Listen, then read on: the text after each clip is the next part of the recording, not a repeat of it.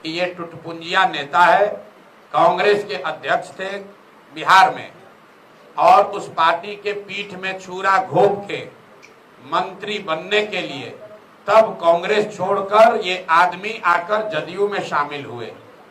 जब जदयू में शामिल हुए तब मैं जदयू में मैं ही था, और हम लोग यहाँ आकर दरबार लगाने वाले ये लोग हैं कि प्रशांत जी किसी तरह हमारी मदद कीजिए। आप याद कर लीजिए जाके रिकॉर्ड, जब कांग्रेस छोड़कर आए थे तब कई महीना मंत्री नहीं बने थे, तो रोज आकर ये लोग दरबार लगाते थे।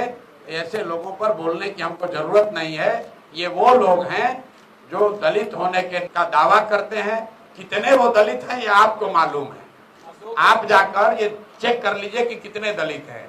ये पूरी जन स्वराज की लड़ाई किसी एक व्यक्ति के खिलाफ नहीं है, उस मानसिकता के खिलाफ है जिसमें 1200 परिवार के लोग ये समझते हैं कि हम रहेंगे, हमारे बाबूजी थे, हम रहेंगे और हमारे बाद हमारा बाल बच्चा रहेगा। आप जिस परिवार की बात कर रहे हैं, भाई साहब अपने मंत्री हैं, बेटी सांसद है दूसरे दल से, अभी दामाद को धार्मिक न्यास बोर्ड में बना दिया गया, तो पूरा बिहार यही परिवार लोग अगर कब्जा करके बैठेंगे तो दूसरे लोग कहाँ जाएंगे।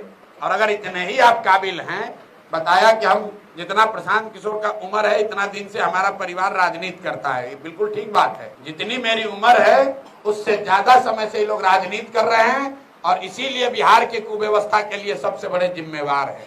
इनको बताना चाहिए कि तुम 25-30 साल से 3 पीढ़ी राजनीति में हो, तो बताओ, अगर दलित भी होने का भी दावा कर रहे हो तो बताओ कि कितने दलित बच्चों का तुमने जीवन सुधारा, कितने दलित बच्चों के लिए कुछ किया। अगर तुम 40 साल से यहाँ पर दलित की होने का दावा कर रहे हो तो बताओ कि जातीय जनगणना में, और ये आदमी एजुकेशन मिनिस्टर थे, सब लोग नोट करो भाई, यही आदमी बिहार के शिक्षा मंत्री थे 2 बरस तक। आज जातीय जनगणना जो इसी सरकार ने कराया है उसमें आंकड़ा बता रहा है 3% से कम दलित समाज के बच्चे ही 12वीं पास कर रहे हैं। तो अगर ये दलित हैं और दलितों के बड़े हिमायती हैं, तो 40 बरस में इन्होंने दलितों के लिए क्या किया। जब ये शिक्षा मंत्री थे तो दलितों के पढ़ाई की स्थिति को सुधारने के लिए क्या किया।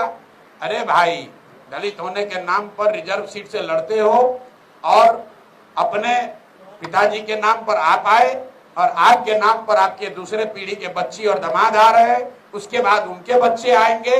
अब बिहार के जो 2 करोड़ दलित हैं वो कहाँ जाएंगे। तो प्रशांत किशोर डरने वाले नहीं है। हमको कहा कि मानहानि का मुकदमा कर देंगे, मुकदमा किए है ना, तब कोर्ट का फैसला आने दीजिए, दूध का दूध पानी का पानी हो जाएगा। आप कह रहे हैं अशोक चौधरी, हम कैमरे पर कह रहे हैं, अशोक चौधरी का क्या औकात है, कैमरे पर कह रहे हैं नीतीश कुमार का मानसिक हालत ठीक नहीं है, नीतीश कुमार मानसिक तौर पर स्वस्थ नहीं है। इससे बड़ा तो कोई मानहानि नहीं होगा। अगर दम है तो नीतीश कुमार और पूरी सरकार मिल के प्रशांत किशोर पर मानहानि का केस करे कि प्रशांत किशोर गलत बोल रहे हैं, नीतीश कुमार मानसिक तौर पर स्वस्थ हैं। प्रशांत किशोर कह रहे हैं कि नीतीश कुमार मानसिक तौर पर स्वस्थ नहीं है। दम है तो मानहानि का केस करके दिखा दें, पता चल जाएगा अभी सामने।